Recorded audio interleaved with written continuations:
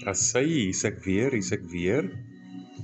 Ag, hier is maar net so 'n ou pietsaatjie en lekker agtergrondmusiek, oldies remix. Daai is Parmesan kaas, hy is supposed om fyn te wees, maar hy's nie fyn nie. Daai is die lekkerste chili.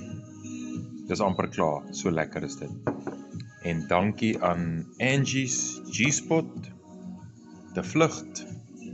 Dankie aan Ashley en Dwayne vir hierdie heerlike chili sous. Mense, as julle daar omgaan, stop daar, koop van hulle chilies wat hulle self maak, chili souse en goed.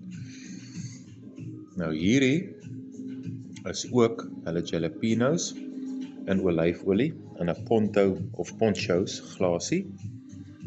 Ek het dit nou net in 'n olyfolietjie gesit, jalapenos, en dis vanaand se aandete. Heerlik.